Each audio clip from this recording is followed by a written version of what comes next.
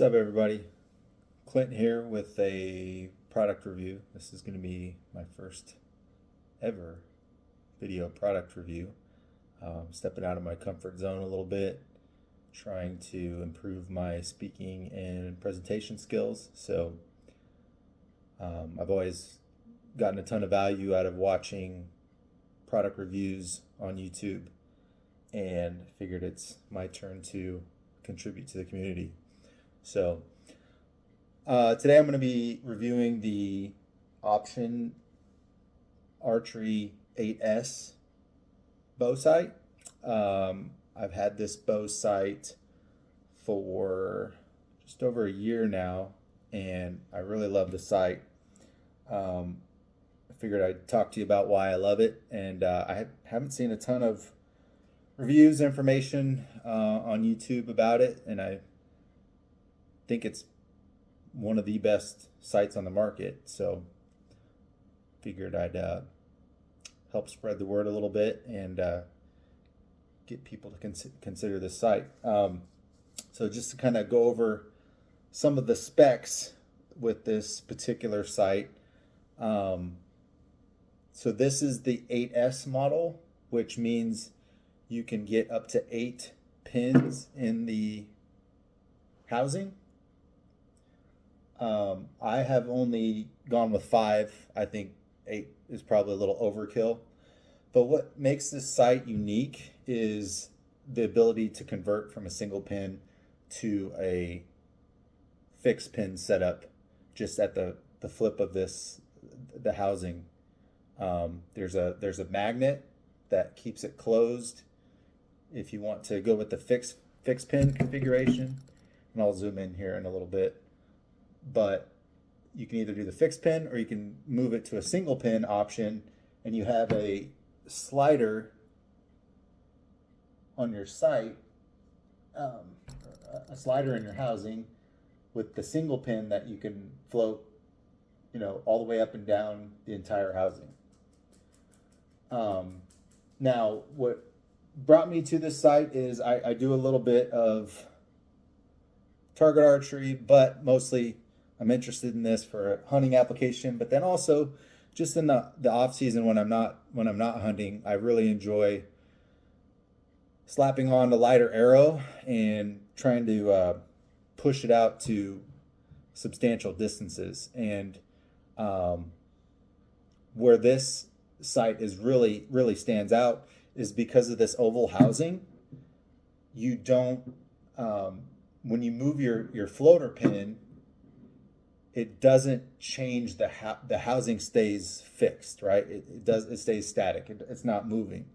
So when you're dialing it up to longer distances, you don't have to worry about your anchor point changing. So that's that part is really nice.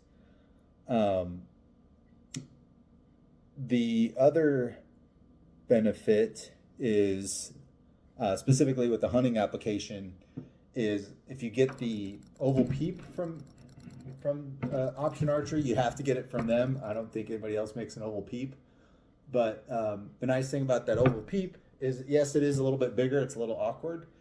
But if you get it in there right, you get a lot more light in your housing, right? So in low light situations, I've just noticed that I don't have any issues seeing my target or seeing a deer in those lower light situations. When as before, if I use a standard peep size, a lot of times I couldn't even see through it. So definitely another benefit of the oval peep when matched with the oval housing.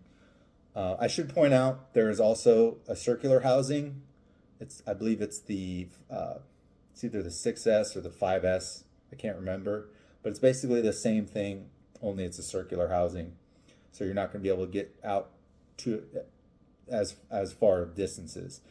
And what Dan from Option Archery just came out with is the Canyon Pounder. My understanding that's his newest sight model, and what that one does is it's similar to the 6S, except the entire housing can move up and down.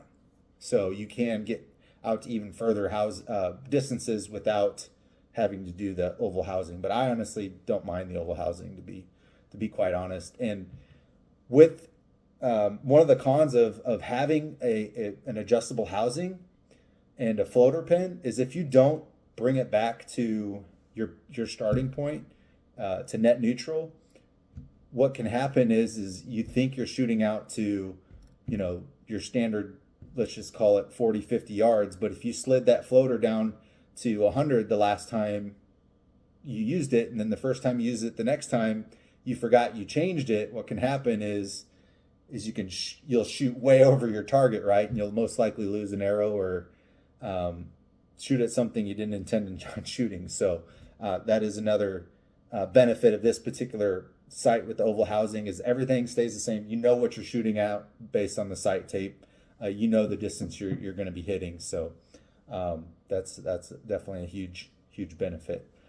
The other thing you can do with these sights that Dan lets you do is the pins can be different sizes. So what I have on mine is my 20 on my fixed setup. I have the regular. I don't know if it's regular or not, but I would say the more common pin size, a little bit larger, 19/1000th pin size for my 20. I gotta take a look here. I can't even remember. So I have the 19/1000th size for my 20, 30, and 40 yard pins. Oh, and you can change the color as well, but I'll come back to that in a second. And then for my last fixed pin, my 50 yard pin, that I have at the 10,000th size, and then my floater is also the 10,000th size. And the reason why I did that is because when I'm floating and if I want to get out to further distances, I can. It doesn't cover as much of the target, and it's you can definitely see your target much clearer. So, and then the obvious benefit to this is two sights in one, right? So, hunting application, I like being able to have a fixed pin set up to where I'm not guessing if I see a deer at 40 yards. What I've done with a single pin before is I just have it I had it set at 25. And then you would shoot high for, if you got a deer walking, you don't have time to range it, and it's at like 30 yards, you would just aim a little bit higher, and then vice versa. If it's a little bit closer, 20 yards and in, you would just aim a little bit lower than that pin. But the problem is you get out to further distances, like maybe 40 yards. I have shot deer at 40 yards. You have to guess a lot more. Whereas you've got your fixed pin set up, it's really easy to gap shoot or dial in or take a shot at 40, or probably wouldn't take a shot at 50 yards, but 40 is definitely doable with this particular site. But then the other application, right, is just for shooting long distances. You flip it open, you do the single pin, and you can use that pin out to, I've got my 80-pound Hoyt here. Right now I've got a 450 grain arrow, VAP SS 300 spine, and I can get out to, 115 yards on this sight. I'm a 28.5-inch draw, so I feel like that's pretty good for a hunting application. But I'm really excited. What I think I'm going to do this spring and summer for tack season is go down to a much lighter arrow and really see how far I can push this out, because it is really fun to watch these arrows fly at super long distances. I think that wraps up the pros. The cons, the only cons to this particular sight is it was a pain getting my third axis dialed in. I took it into the bow shop, and we couldn't find a good spot to put the level on, the third axis level. We finally figured it out, and I'm still not quite sure if it's dialed in really well in my third axis. but I shot pretty well at the TAC last year, so Total Archery Challenge last year, so I think it's okay, but I just remember it was a huge pain in the butt for myself and the Bowtech. And then the only other con I would say is related to the sight tapes. They're really hard to peel out of the package once you get your bow calibrated to your arrow speeds. You basically have to set your 20 and your 50-yard pin, and then you'll use this this sight guide to figure out what arrow speed or what sight tape you should be using.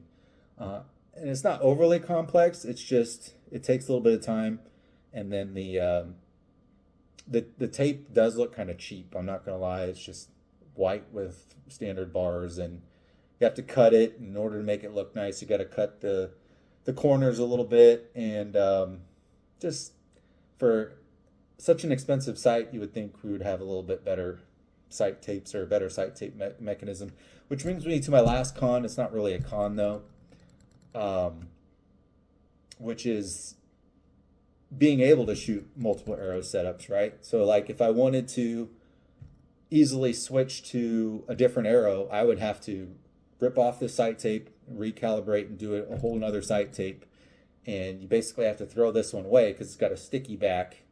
I mean, you could scotch tape it to it, but that wouldn't look very good, and I don't know how reliable that would be. But either way, I just wish there was a better mechanism for switching out tapes, so for different arrow setups than having to start from scratch each time. But I honestly don't know if there is a lot of sites on the market right now that have really addressed that, which is I think is a huge opportunity.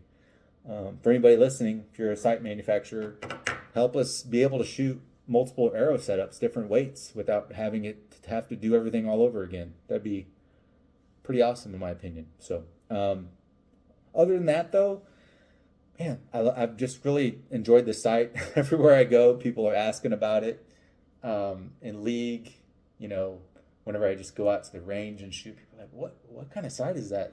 That's pretty cool. The only other con is the price, but you know what? $500, you're getting two sights in one, and it is built like a tank. I haven't dropped it, but I do saddle hunting.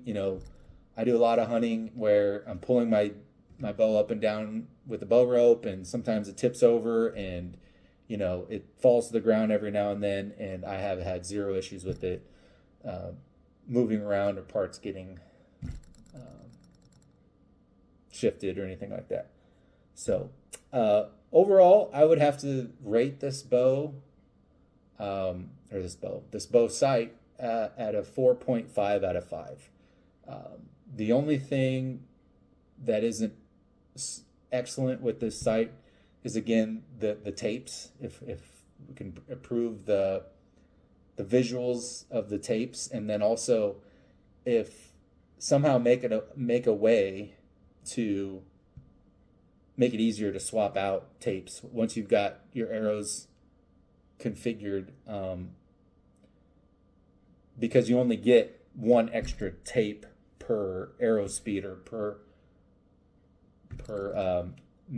calibrated match. So once you've used those two up, you basically have to call and order more. It'd be nice to just have something you can move and remove without having to discard after you're done with it. So that's going to conclude my review.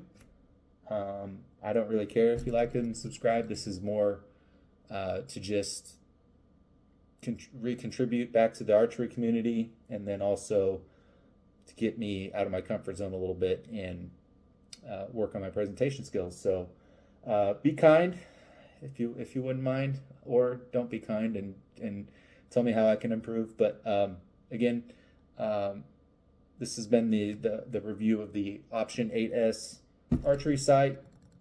Let me know if you have any questions or comments in the comment section.